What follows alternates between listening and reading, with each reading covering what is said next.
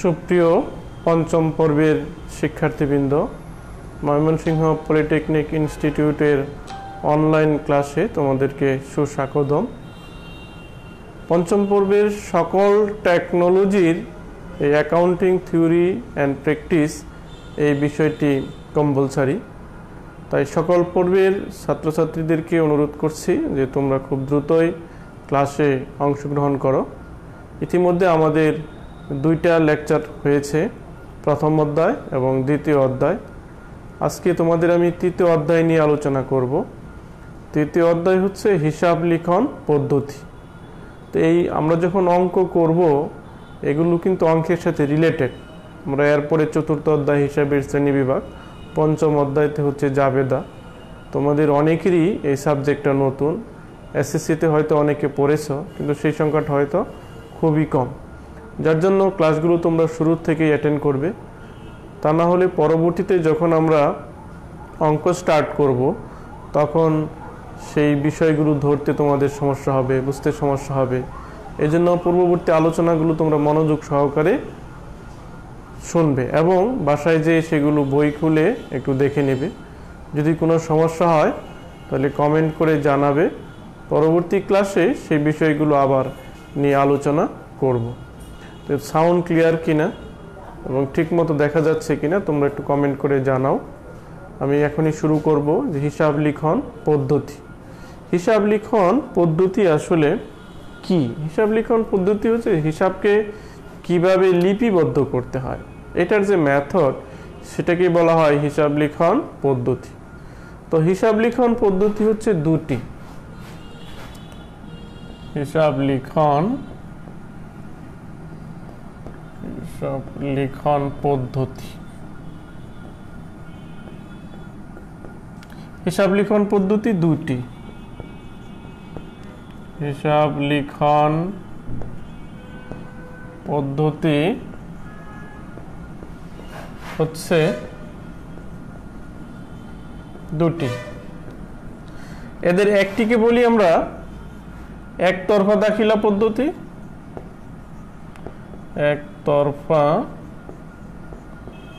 দাখিলা পদ্ধতি।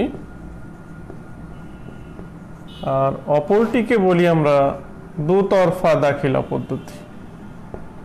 দুতরফা দাখিলা পদ্ধতি। দাখিলা পদ্ধতি। একতরফা দাখিলা পদ্ধতি আর একটা হচ্ছে দুতরফা দাখিলা পদ্ধতি। এখন একতরফা দাখিলা পদ্ধতি বলতে কি বোঝায়? হিসাবের যে শাখায় একটি মাত্র পক্ষ থাকে সেটাকে বলি আমরা একতরফা দাখিলা পদ্ধতি।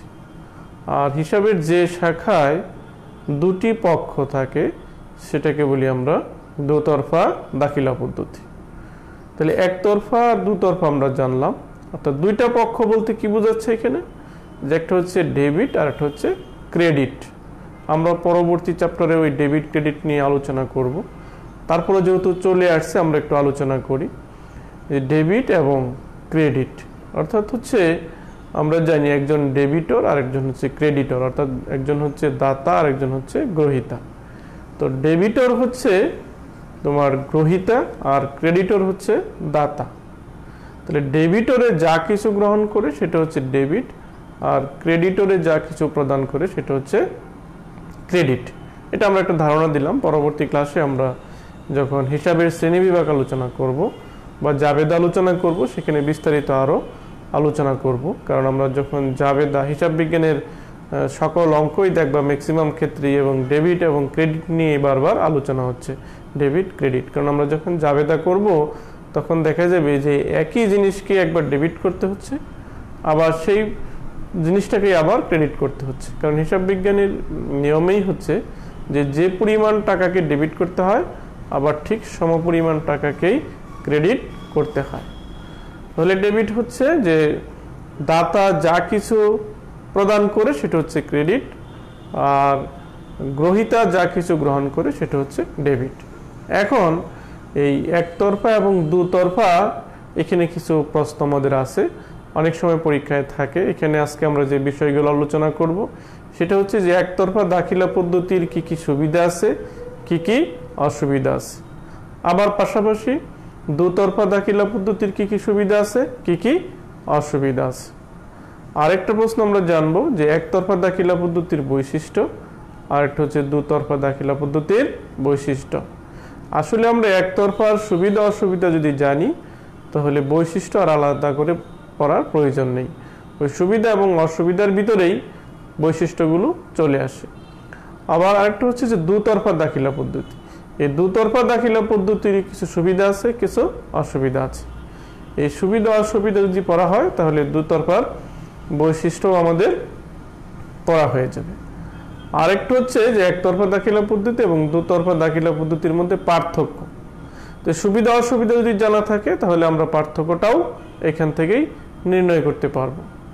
আরেকটা থাকে অনেক সময় যে একতরফা দাখিলা পদ্ধতির চেয়ে দুতরফা দাখিলা পদ্ধতি অধিক উন্নততর কেন, ব্যাখ্যা করো।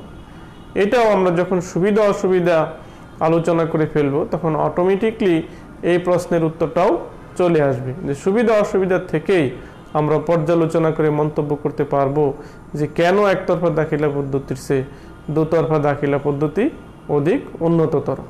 এখন আমরা একতরফা দাখিলা পদ্ধতির কিছু সুবিধা আলোচনা করব।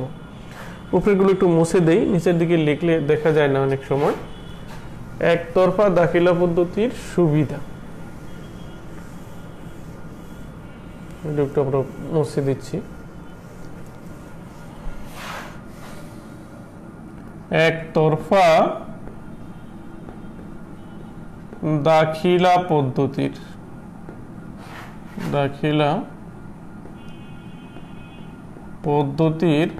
সুবিধা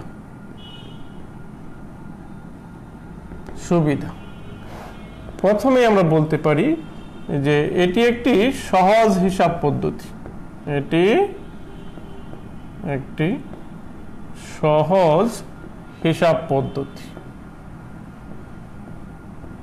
তাহলে একতরফা দাখিলা পদ্ধতিটা তুলনামূলকভাবে একটা সহজ হিসাব পদ্ধতি, যে কেউ এই পদ্ধতিতে হিসাবটা ক্যালকুলেশন করতে পারে। এটার জন্য আলাদা কোনো অ্যাকাউন্টেন্টের প্রয়োজন পড়ে না বা দক্ষ লোকের প্রয়োজন পড়ে না।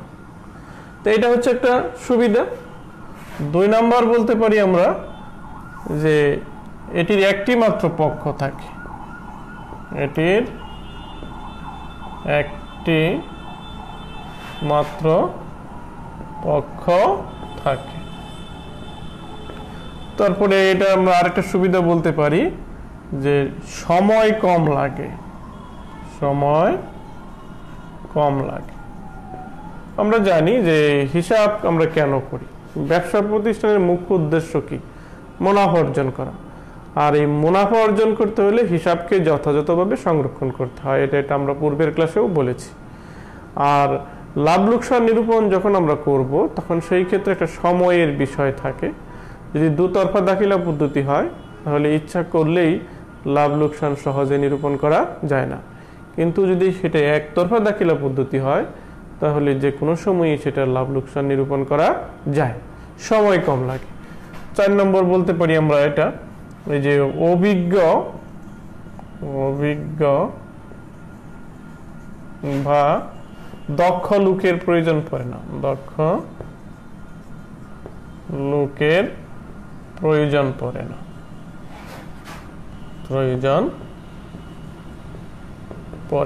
এটা একটা সুবিধা। প্রত্যেকটা দেশেই, বিশেষ করে আমাদের দেশেও হিসাব সম্পর্কিত বিষয়ে বা যে কোনো বিষয়েই অভিজ্ঞ এবং দক্ষ লোকের যথেষ্ট ঘাটতি থাকে। আর এই একতরফা দাখিলা পদ্ধতির মাধ্যমে যদি আমরা হিসাবকে নিরূপণ করি তাহলে সেই ক্ষেত্রে অভিজ্ঞ বা দক্ষ লোকের তেমন প্রয়োজন পড়ে না, এটা যে কেউ এই হিসাবটা করতে পারে, এটা একটা সুবিধা আছে।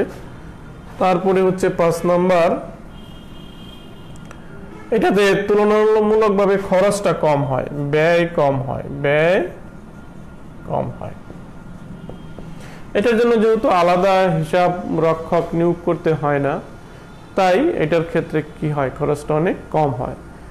যে একজন ব্যবসায়ী বা একজন ফার্মের মালিক বা একজন দোকানদার যে কেউ এই হিসাবটা করতে পারে। যেমন আমরা আমাদের ব্যক্তিগত হিসাব করি পারিবারিক হিসাব করি, বাজার করতে গেলে একটা হিসাব করি, এগুলোও কিন্তু একটা একতরফা দাখিলা পদ্ধতি।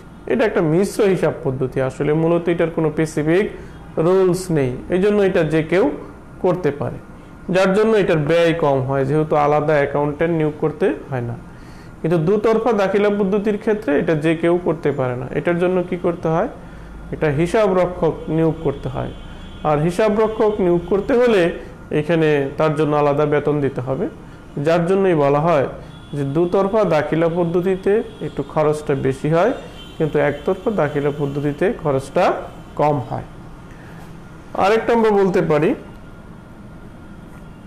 ব্যয় কম হয়, যার পরে এটা হচ্ছে ছোট প্রতিষ্ঠানের ক্ষেত্রে উপযোগী। ছোট প্রতিষ্ঠানের ক্ষেত্রে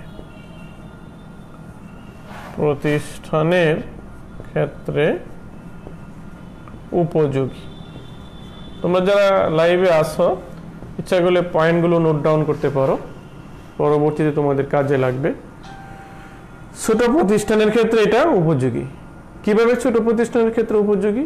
কারণ আমরা জানি, আগেই বলেছি যে দুতরফা দাখিলা পদ্ধতিটা এটা যে কেউ করতে পারেন, এটার জন্য একটা অ্যাকাউন্টেন্ট নিয়োগ করতে হয়। কিন্তু ছোট প্রতিষ্ঠানের পক্ষে কোনো অ্যাকাউন্টেন্ট নিয়োগ করা সম্ভব হয় না, কারণ তার ইনকামই কম। একজন অ্যাকাউন্টেন্ট নিয়োগ করতে হলে তাকে 20,000 30,000 টাকা বেতন দিতে হবে, যেটা ছোট প্রতিষ্ঠানের ক্ষেত্রে দেখা যায় অনেক ক্ষেত্রেই সম্ভব হয় না। এই জন্য এই একতরফা দাখিলা পদ্ধতি যে কেউ করতে পারে, এটার জন্য আলাদা কোনো অ্যাকাউন্টেন্ট বা হিসাব রক্ষক নিয়োগ করতে হয় না। এই জন্য এটা ছোট প্রতিষ্ঠানের ক্ষেত্রে উপযোগী। ছোট প্রতিষ্ঠানের ক্ষেত্রে এই একতরফা দাখিলা পদ্ধতিটা প্রয়োগ করা যায়।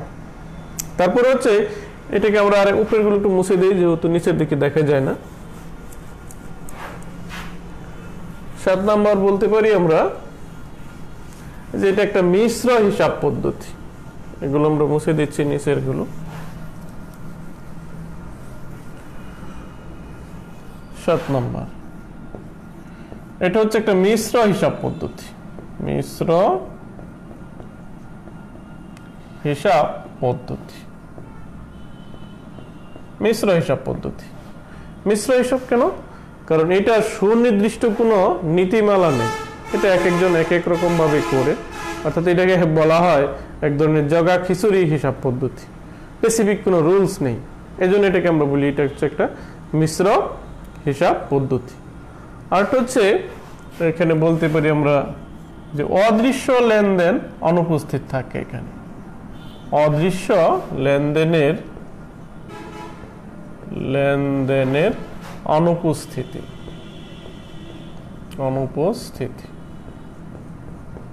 অদৃশ্য লেনদেন, আমরা যখন লেনদেন আলোচনা করেছিলাম তখন সেই ক্ষেত্রে লেনদেনের যে ক্লাসিফিকেশন আলোচনা হয়েছিল, সেখানে আমরা অদৃশ্য লেনদেনটা বলেছিলাম। অদৃশ্য লেনদেনটা কি? যে লেনদেনগুলো দেখা যায় না কিন্তু লেনদেন প্রকৃতপক্ষ হয়েছে, সেগুলো হচ্ছে অদৃশ্যমান লেনদেন। যেমন সেটা কি বলছিলাম? অবচয়। অবচয়টা আবার কি? যে মূলধনের ক্ষয়ক্ষতিজনিত ব্যয়।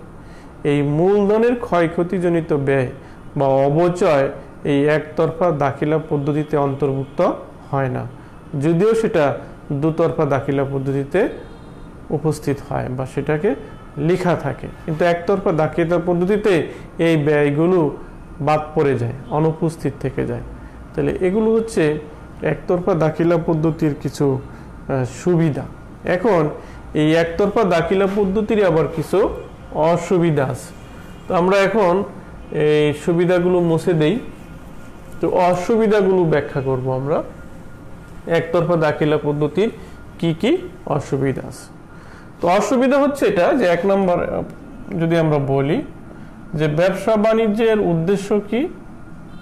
প্রত্যেকটা ব্যবসা বাণিজ্যের মুখ্য উদ্দেশ্য কি? মুনাফা অর্জন করা।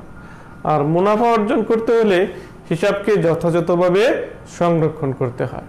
তো এখন এই একতরফা দাখিলা পদ্ধতির দ্বারা একটা ব্যবসা প্রতিষ্ঠানের চুরি এবং জালিয়াতি প্রতিরোধ করা যায় না। তাহলে 1 নম্বর সমস্যাটাই হচ্ছে যে এটা দ্বারা চুরি ও জালিয়াতি প্রতিরোধ করা যায় না। প্রতিরোধ করা যায় না। এটা একটা মেজর সমস্যা, কারণ আমার ব্যবসা বাণিজ্যের মুখ্য উদ্দেশ্যই হচ্ছে মুনাফা অর্জন করা। তো এটা দ্বারা যেহেতু চুরি এবং জালিয়াতি প্রতিরোধ করা যায় না, তাহলে সেই ক্ষেত্রে ব্যবসার যে মুখ্য উদ্দেশ্য সেটা অনেক ক্ষেত্রে অর্জিত নাও হতে পারে। এটা বিশ্বাসের উপর ছেড়ে দেওয়া হয়। 2 নম্বর হচ্ছে যে এই হিসাবের কোনো আন্তর্জাতিক স্বীকৃতি নেই।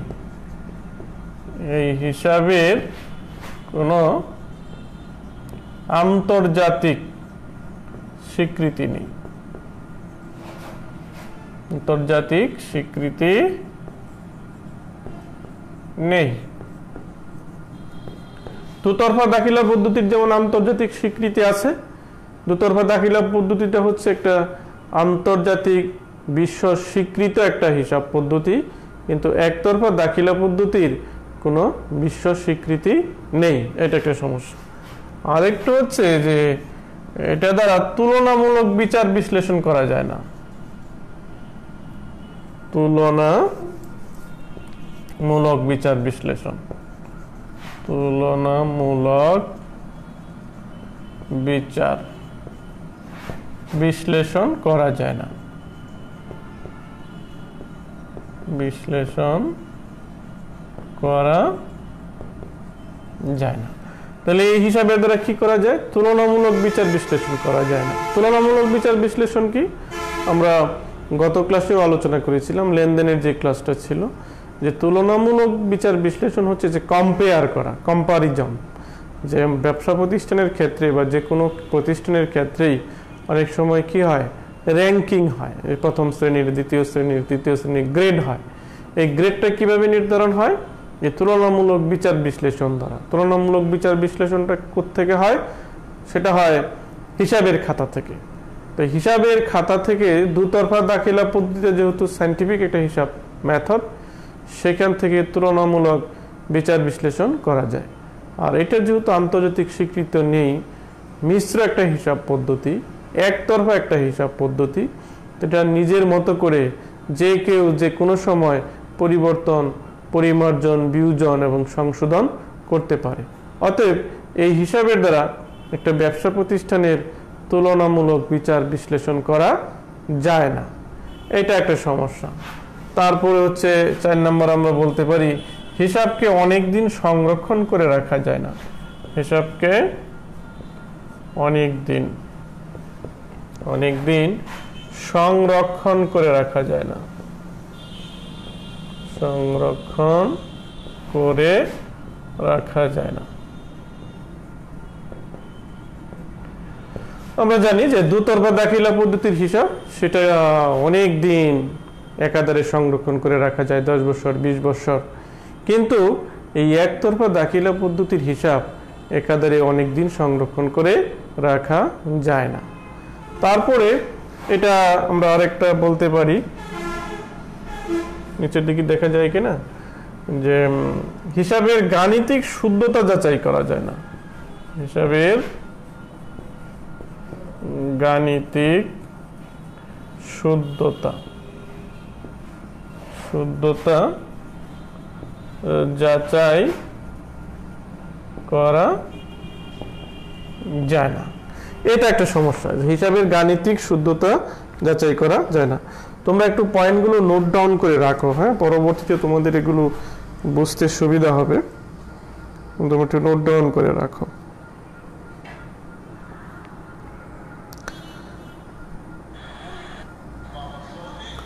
হ্যাঁ, তাহলে কি হচ্ছে যে নম্বর পয়েন্টটা সেটা হচ্ছে যে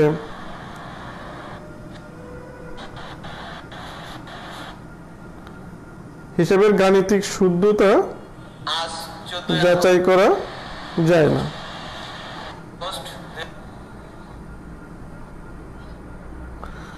লেখাগুলো ক্লিয়ার দেখা যাচ্ছে কিনা তোমরা একটু কমেন্ট করে জানাও। কোনো সমস্যা হলে একটু কমেন্ট করে লিখে জানাও কমেন্ট বক্সে, তো আমি সেটার উত্তর দেওয়ার চেষ্টা করব। পঞ্চম অধ্যায়তে হচ্ছে জাবেদা, তোমাদের অনেকেরই এসব বুঝতে সুবিধা হবে, তোমরা নোট ডাউন করে রাখো। হ্যাঁ, দেখা যাচ্ছে কিনা দেখো একটু ভালো করে, আর তোমরা একটু ক্লাসে আসো কিনা আমাকে একটু জানাইলে ভালো হয়। রুল লেখে অথবা কমেন্টে তোমরা একটু জানাও, তাহলে অনেক সময় সুবিধা হয় আর কি বিষয়গুলো বুঝতে।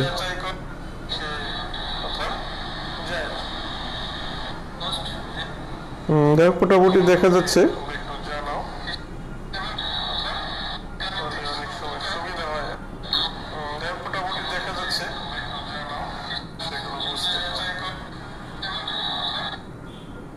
দেখো পরবর্তীতে আমরা একটু আলোচনা করি। দুঃখিত, আমি একটু দেখে নিলাম আর কি তোমরা ক্লাসগুলো ঠিক মতো লাইভ হচ্ছে কিনা।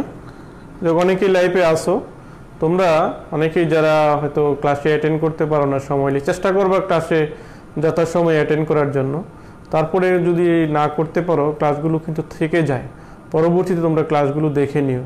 কারণ এবার আমাদের যেহেতু তোমাদের পরীক্ষার একটা শিডিউল দেওয়া হয়েছে, মিড পরীক্ষার শিডিউল দেওয়া হয়েছে, ফাইনাল পরীক্ষারও একটা শিডিউল দেওয়া হয়েছে, যেহেতু তোমরা একটা একাডেমিক ক্যালেন্ডার পেয়েছ। যদি আমরা সশরীরে তোমাদের সাথে ক্লাসে দেখা না হয়, তাহলে এই অনলাইনের ভিত্তিতেই কিন্তু তোমাদের অ্যাসেসমেন্ট করা হবে। অতএব বি কেয়ারফুল, তোমরা ক্লাসে অ্যাটেন্ড করবে। ইনকেস যদি কোনো কারণে অ্যাটেন্ড করতে না পারো, ক্লাসগুলো থেকে যায়, পরবর্তীতে তোমরা ক্লাসগুলো দেখে নিবে। যদি কোনো সমস্যা থাকে পরবর্তীতে আমাকে লিখে কমেন্ট করে জানাইতে পারো, আমি সেগুলোর পরবর্তীতে উত্তর দেওয়ার চেষ্টা করব। তো এগুলো হচ্ছে মোটামুটি যে একতরফা দাখিলা পদ্ধতির অসুবিধা। তাহলে একতরফা দাখিলা পদ্ধতির আমরা সুবিধা আলোচনা করলাম, আবার একতরফা দাখিলা পদ্ধতির অসুবিধাও আলোচনা করেছি। সুবিধা এবং অসুবিধা দুইটাই হয়েছে। এখন আমরা আলোচনা করব যে দুতরফা দাখিলা পদ্ধতির কি কি সুবিধা আছে এবং কি কি অসুবিধা আছে। এগুলো আমরা একটু মুছে দেই।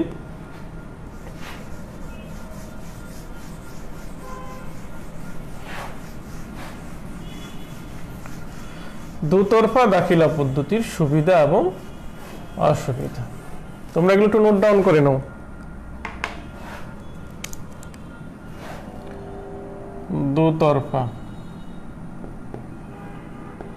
দুতরফা দাখিলা পদ্ধতির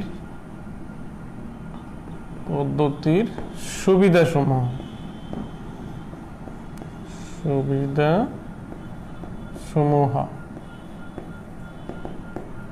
তো এক নম্বরই বলতে পারি আমরা যে দুতরফার সুবিধাটা কি।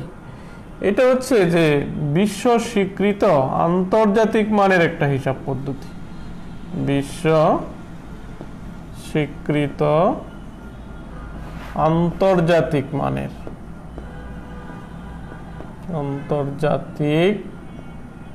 মানের একটি হিসাব পদ্ধতি।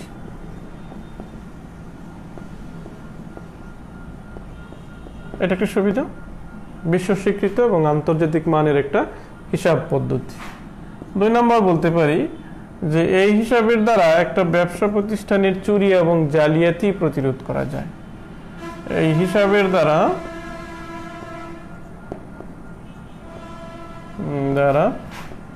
একটা ব্যবসা প্রতিষ্ঠানের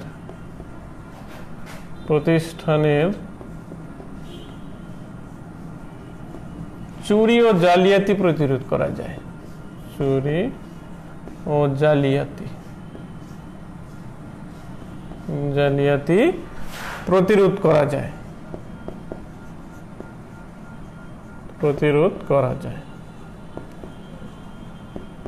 আমরা আগে বলেছিলাম যে ব্যবসা বাণিজ্যের মুখ্য উদ্দেশ্য কি? মুনাফা অর্জন করা। আর মুনাফা অর্জন করতে হলে হিসাবকে যথাযথভাবে সংরক্ষণ করতে হবে। শুধু সংরক্ষণ করলেই হবে না, সেটা সায়েন্টিফিক মেথডে, আন্তর্জাতিক যে মেথড আছে সেই মেথড অনুযায়ী যদি সংরক্ষণ করা হয়, তাহলে ব্যবসা বাণিজ্যের যে মুখ্য উদ্দেশ্য সেটা অর্জিত হবে। অর্থাৎ চুরি এবং জালিয়াতি প্রতিরোধ করা যাবে। চুরি এবং জালিয়াতি যদি প্রতিরোধ করা যায়, তাহলে ব্যবসা বাণিজ্যের যে মুখ্য উদ্দেশ্য মুনাফা অর্জন করা সেটা অর্জিত হবে। অন্যথায় ব্যবসা বাণিজ্যের যে মুখ্য উদ্দেশ্য সেটা অর্জিত হবে না। তো এটা হচ্ছে আর একটা সুবিধা। 3 নম্বর হচ্ছে এটার গাণিতিক শুদ্ধতা যাচাই করা যায় রেওয়া মিলের সাহায্যে। গাণিতিক শুদ্ধতা বা সঠিকতা যাচাই করা যায় শুদ্ধতা যাচাই করা যায়, যাচাই করা যায়। তাহলে এই হিসাবের দ্বারা কি করা যায়, একটা হিসাবটা ঠিক আছে কিনা তাহলে সেটা আমরা যাচাই করতে পারি যদি সেটা দুতরফা দাখিলা পদ্ধতির হিসাব হয়। আর একতরফা দাখিলা পদ্ধতির হিসাব হলে সেটার সঠিকতা বা গাণিতিক শুদ্ধতা যাচাই করা যায় না। 4 নম্বর বলতে পারি আমরা এটা যে এই হিসাবের দ্বারা তুলনামূলক বিচার বিশ্লেষণ করা যায়, তুলনামূলক বিচার বিশ্লেষণ, তুলনামূলক বিচার বিশ্লেষণ করা যায়। তো এই হিসাবের দ্বারা কি করা যায়, একটা ব্যবসা প্রতিষ্ঠানের তুলনামূলক বিচার বিশ্লেষণ করা যায়। ওই যে আমরা আগেই বলেছিলাম যে কম্পেয়ার, প্রথম শ্রেণীর, দ্বিতীয় শ্রেণীর, তৃতীয় শ্রেণীর অর্থাৎ গ্রেড যখন করা হয় ব্যবসা প্রতিষ্ঠানের, এই দুতরফা দাখিলা পদ্ধতির হিসাবের দ্বারা একটা ব্যবসা প্রতিষ্ঠানের তুলনামূলক বিচার বিশ্লেষণ করা যায়।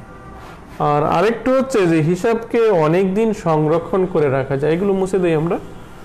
5 নম্বর বলতে পারি হিসাবকে অনেক দিন সংরক্ষণ করে রাখা যায়।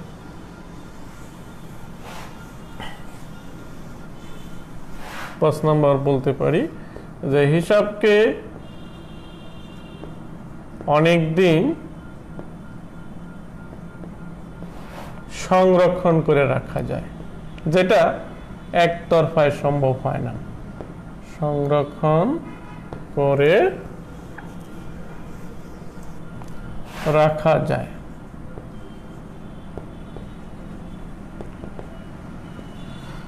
তাহলে কি করা যায়, হিসাবটা ইচ্ছা করলে অনেক দিন সংরক্ষণ করে রাখা যায়, রেকর্ড হিসাবে থেকে যায়। কিন্তু একতরফা দাখিলা পদ্ধতিতে হিসাবকে একাধারে অনেক দিন সংরক্ষণ করে রাখা যায় না। তারপরে এটা হচ্ছে আমরা একটা বলতে পারি যে এটা একটা পূর্ণাঙ্গ হিসাব পদ্ধতি। এটা হচ্ছে একটা পূর্ণাঙ্গ হিসাব পদ্ধতি। এটা হচ্ছে একটা পূর্ণাঙ্গ হিসাব পদ্ধতি, অর্থাৎ এটা যেহেতু সায়েন্টিফিক মেথড, আন্তর্জাতিকভাবে স্বীকৃত, এটাতে কোনো মিসইউজ হওয়ার সুযোগ নেই, সকল হিসাবে এটার অন্তর্ভুক্ত হয়ে থাকে। তাহলে এই জন্যই এটাকে আমরা বলতে পারি পূর্ণাঙ্গ একটা হিসাব পদ্ধতি। আরেকটাও বলা যেতে পারে এটা যে এখানে সকল ধরনের হিসাবটা অন্তর্ভুক্ত হয়। একতরফাতে যেরকম কিছু কিছু হিসাব অন্তর্ভুক্ত হয় না, যেমন আমরা আগে বলছিলাম যে অদৃশ্যমান যে লেনদেন, বিশেষ করে অবচয় ব্যয়, সেগুলো কিন্তু একতরফা দাখিলা পদ্ধতিতে অন্তর্ভুক্ত হয় না।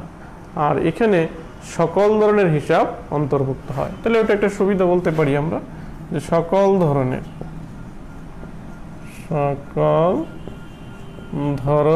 হিসাব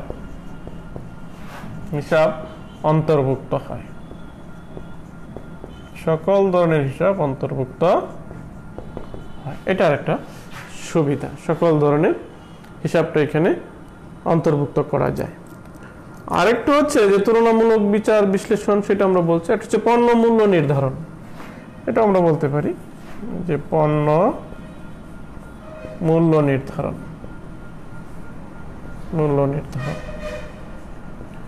একজন উৎপাদনকারী একটা দ্রব্য যখন উৎপাদন করে তখন সেটা কি দরে বাজারে বিক্রি করবে তার একটা মূল্য নির্ধারণ করতে হয়। একতরফা দাখিলা পদ্ধতির দ্বারা সেই মূল্যটা নির্ধারণ করা যায় না। এই দুতরফা দাখিলা পদ্ধতির দ্বারা এই পণ্যের মূল্যটা নির্ধারণ করা যায়। কারণ পণ্যের মূল্য নির্ধারণ শুধু করলেই হবে না, সেটা বাজারকে অবজার্ভ করতে হবে, ভোক্তাদের চাহিদা দেখতে হবে, উৎপাদন খরচ দেখতে হবে, ব্যবসায়ীর মুনাফা দেখতে হবে। সকল কিছু মিলিয়ে এমন একটা দাম নির্ধারণ করবে যাতে ভোক্তারাও দ্রব্যটা ক্রয় করতে পারে, উৎপাদনকারীও বিক্রি করতে পারে, উৎপাদনকারীর মুনাফাও হয়। সকল বিষয় বিবেচনা করে একটা মূল্য নির্ধারণ করা হয় এই দুতরফা দাখিলা পদ্ধতির দ্বারা, যেটা একতরফা দাখিলা পদ্ধতিতে সম্ভব হয় না। উপরেরগুলো আমরা মুছে দেই। তাহলে এটা মূল্য নির্ধারণেও সহায়ক ভূমিকা পালন করে। একতরফা দাখিলা পদ্ধতি সেটা মূল্য নির্ধারণে সহায়ক ভূমিকা পালন করে না। তারপরে হচ্ছে এই যে এটাকে আমরা বলতে পারি 8 নম্বর বোধহয় গেছিল, 9 নম্বর, এই হিসাবের জবাবদিহিতা আছে, জবাবদিহিতা আছে, যেটা একতরফাতে নেই। এই দুতরফা দাখিলা পদ্ধতির যে কোনো ভুল ত্রুটি হয় তাহলে সেটার একটা কর্তৃপক্ষ আছে, সেটা একজন অ্যাকাউন্টেন্ট সবসময় লিপিবদ্ধ করে থাকে। অতএব সে অলওয়েজ কেয়ারফুল, যদি কোনো ভুল ত্রুটি থাকে তাহলে তার লায়াবিলিটিস তাকে নিতে হয়, অতএব জবাবদিহি করতে হবে তাকে। একতরফাতে সেটার জবাবদিহি থাকে না, তাহলে এটা আর একটা সুবিধা। তাহলে মোটামুটি সুবিধাগুলো আমরা জেনে ফেললাম, দুতরফার সুবিধাগুলো। এখন আমরা জানি যে পৃথিবীতে যত কিছুই আবিষ্কৃত হয়েছে সব কিছুর যেমন ভালো দিক আছে, পাশাপাশি তাদের কিছু আবার সমালোচনাও আছে। এখন এই যে সুন্দর সুন্দর ভালো দিকগুলো আলোচনা করলাম, এখন দেখব যে এর আবার কিছু খারাপ দিকও আছে। খারাপ দিকগুলো কি কি? দুতরফার এখন আমরা অসুবিধা আলোচনা করব।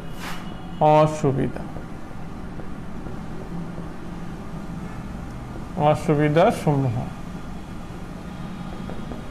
দুতরফার অসুবিধাগুলো কি কি? 1 নম্বর অসুবিধা আমরা বলতে পারি যে এটা যে দক্ষ এবং অভিজ্ঞ লোকের প্রয়োজন পড়ে, দক্ষ ও অভিজ্ঞ লোকের প্রয়োজন পড়ে, এটা একটা সমস্যা, কারণ আমাদের দক্ষ এবং অভিজ্ঞ লোকের যথেষ্ট ঘাটতি আছে, যে কেউ এই হিসাবটা করতে পারে না। আরেকটা সমস্যা হচ্ছে যে এটা বড় প্রতিষ্ঠানের ক্ষেত্রে উপযোগী হলেও ছোট প্রতিষ্ঠানের ক্ষেত্রে অনুপযোগী। বড় প্রতিষ্ঠানের ক্ষেত্রে উপযোগী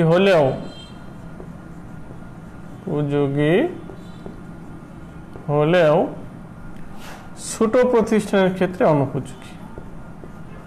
ছোট প্রতিষ্ঠানের ক্ষেত্রে অনুপযোগী কেন? কারণটা হচ্ছে যে আমরা এর আগেও আলোচনা করেছি যে বড় প্রতিষ্ঠান একজন অ্যাকাউন্টেন্ট নিয়োগ করতে পারলেও ছোট প্রতিষ্ঠানের পক্ষে একজন অ্যাকাউন্টেন্ট নিয়োগ করা সম্ভব হয় না। তাহলে অতএব এটা ব্যয়বহুল। তো এটা আরেকটা সমস্যা, যেটা ব্যয়বহুল, কারণ যেহেতু আলাদা অ্যাকাউন্টেন্ট নিয়োগ করতে হয়। তাহলে আমরা বলতে পারি এটা কি? ব্যয়বহুল। আরেকটা বলতে পারি আমরা এটা, যেটা লাভ লোকসান নিরূপণ করতে হলে এটা সময়টা বেশি লাগে, সময় বেশি লাগে। একতরফাতে আমরা যে কোনো সময় লাভ লোকসানটা নিরূপণ করতে পারি, কিন্তু দুতরফাতে যে কোনো সময় লাভ লোকসান নিরূপণ করা যায় না, কারণ এটা ফিনান্সিয়াল একটা রুল আছে। যেমন আমরা যখন ফাইনাল অ্যাকাউন্টস করব তখন দেখা যাবে যে এখানে 3টা পার্ট থাকে, অর্থাৎ অর্থবর্ষ শেষ হইতে হয়। অর্থবর্ষ শেষ হইলে পরে আমরা সেটার একটা লাভ লোকসান নিরূপণ করি, কিন্তু একতরফাতে যে কোনো সময় লাভ লোকসানটা নিরূপণ করা যায়। তারপরে আরেকটা হচ্ছে যে এখানে সময়টা বলছি, সময়টা বেশি লাগে। তারপরে ব্যয়বহুল, ছোট প্রতিষ্ঠানের ক্ষেত্রে এটা অনুপযোগী, দক্ষ এবং অভিজ্ঞ লোকের প্রয়োজন পড়ে। তো আমাদের দেশে দক্ষ এবং অভিজ্ঞ লোকের ঘাটতি আছে। তারপরে আরেকটা বলতে পারি এটার খরচ বেশি, তো আমরা বলছি যেহেতু এই অ্যাকাউন্টেন্ট নিয়োগ করতে হয়। মোটামুটি চলে আসছে আমাদের এগুলো। আরেকটা হচ্ছে যে অর্থ এবং শ্রমের অপচয় বলতে পারি আমরা, অর্থ ও শ্রমের অপচয়। অর্থাৎ অর্থ এবং শ্রমের অপচয় কেন বললাম? কারণ এটার জন্য কি করতে হয়? আলাদা একজন লোক নিয়োগ করতে হয়, যেটা একতরফাতে আলাদা কোনো লোকের প্রয়োজন পড়ে না। এদিক থেকে বলা যায় যে এখানে অর্থ এবং শ্রমের অপচয় হয়। তাহলে মোটামুটি আমরা অসুবিধাগুলোও জানলাম। তাহলে একতরফার সুবিধা জানলাম, একতরফার অসুবিধা জানলাম, পাশাপাশি দুতরফার সুবিধা জানলাম, দুতরফার অসুবিধা জানলাম। এখন প্রশ্ন থাকতে পারে যে একতরফা দাখিলা পদ্ধতি এবং দুতরফা দাখিলা পদ্ধতির মধ্যে পার্থক্য, দুটির ভিতরে পার্থক্য কি, পার্থক্য কিন্তু আমরা নতুন করে আলোচনা করব না, কারণ সুবিধা এবং অসুবিধার থেকেই আমরা এই দুইটার পার্থক্যটা আমরা করতে পারবো। এখন আবার থাকতে পারে, আমরা প্রথমেই বলেছি যে একতরফা দাখিলা পদ্ধতির বৈশিষ্ট্য থাকতে পারে অথবা দুতরফা দাখিলা পদ্ধতির বৈশিষ্ট্যও থাকতে পারে। যে একতরফা দাখিলার পদ্ধতির বৈশিষ্ট্য যদি থাকে তাহলে একতরফার সুবিধা এবং অসুবিধা পড়ছি, একতরফার বৈশিষ্ট্য পাবো। আবার যদি থাকে দুতরফা দাখিলা পদ্ধতির বৈশিষ্ট্য, সেটাও আমরা নির্ণয় করতে পারবো, কারণ দুতরফার সুবিধা এবং অসুবিধাও আলোচনা করা হয়েছে। আরেকটা প্রশ্ন অনেক সময় থাকে যে একতরফা দাখিলা পদ্ধতির চেয়ে দুতরফা দাখিলা পদ্ধতি অধিক উন্নততর কেন, ব্যাখ্যা করো। এটাও কিন্তু আলাদা করে আর আলোচনা করার প্রয়োজন নেই, কারণ এখানে সুবিধা এবং অসুবিধা পর্যালোচনা করেই আমরা মন্তব্য করতে পারি যে একতরফা দাখিলা পদ্ধতির চেয়ে দুতরফা দাখিলা পদ্ধতি কেন উন্নততর। আমরা যদি একটু বলি যে একতরফা দাখিলা পদ্ধতি ব্যবসা বাণিজ্যের মুখ্য উদ্দেশ্য কি, মুনাফা অর্জন করা। মুনাফা অর্জন করতে হলে হিসাবকে যথাযথভাবে সংরক্ষণ করতে হয়। একতরফার দ্বারা যথাযথভাবে হিসাবকে সংরক্ষণ করা যায় না, ফলে চুরি এবং জালিয়াতিও প্রতিরোধ করা যায় না। দুতরফার দ্বারা ব্যবসা প্রতিষ্ঠানের হিসাবকে যথাযথভাবে সংরক্ষণ করা যায়, ফলে এটার দ্বারা চুরি এবং জালিয়াতি রোধ করা যায়।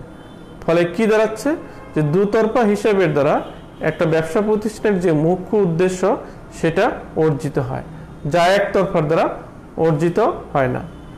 আবার একতরফা দাখিলা পদ্ধতির দ্বারা একটা ব্যবসা প্রতিষ্ঠানের চুরি এবং জালিয়াতি প্রতিরোধ করা যায় না। আবার দুতরফা দাখিলা পদ্ধতি দ্বারা একটা ব্যবসা প্রতিষ্ঠানের চুরি এবং জালিয়াতি প্রতিরোধ করা যায়। একতরফা দাখিলা পদ্ধতির দ্বারা একটা হিসাবের গাণিতিক শুদ্ধতা যাচাই করা যায় না, কিন্তু দুতরফা হিসাবের দ্বারা একটা ব্যবসা প্রতিষ্ঠানের হিসাবের গাণিতিক শুদ্ধতা যাচাই করা যায়। একতরফা দাখিলা পদ্ধতি একটা মিশ্র হিসাব পদ্ধতি, এটার কোনো বিশ্ব স্বীকৃতি বা আন্তর্জাতিক স্বীকৃতি নেই, কিন্তু দুতরফা দাখিলা পদ্ধতি একটা আন্তর্জাতিক মানের বিশ্ব স্বীকৃত একটা হিসাব পদ্ধতি। তাহলে এদিক থেকে বিবেচনা করলে দেখা যায় যে একতরফা দাখিলা পদ্ধতির চেয়ে দুতরফা দাখিলা পদ্ধতি অধিক উন্নততর এবং অধিক যুক্তিসঙ্গত। সঙ্গত কারণেই বলা হয়ে থাকে একতরফা দাখিলা পদ্ধতি দুতরফা দাখিলা পদ্ধতি একতরফা দাখিলা পদ্ধতির চেয়ে অধিক উন্নততর। এই হচ্ছে আমাদের আজকে যে তৃতীয় অধ্যায় ছিল হিসাব লিখন পদ্ধতি। হিসাব লিখন পদ্ধতির যাবতীয় যে বিষয়গুলো ছিল সেগুলো আমরা আলোচনা করলাম। পরবর্তী ক্লাসে আমরা চতুর্থ অধ্যায় আলোচনা করব, সেটা হচ্ছে হিসাবের শ্রেণী বিভাগ। তোমরা পরবর্তী যে ক্লাসটা আছে এটা ক্লাসটায় প্রপার টাইমে ক্লাসে অ্যাটেন্ড করবে। আজকে এই পর্যন্তই থাকবে। তোমরা ভালো থাকো, সুস্থ থাকো। যারা ক্লাসে অ্যাটেন্ড করেছো তাদেরকে অশেষ ধন্যবাদ, এবং যারা করো নাই পরবর্তীতে ক্লাসগুলোতে যথাসময়ে অ্যাটেন্ড করবে, এবং এই ক্লাসগুলো আমাদের ময়মনসিংহ পলিটেকনিকের পেজে দেওয়া থাকে। তোমরা পরবর্তীতে যারা দেখো নাই সেই ক্লাসগুলো দেখে নেবে। তো তোমরা ভালো থাকো, সুস্থ থাকো। ধন্যবাদ সবাইকে।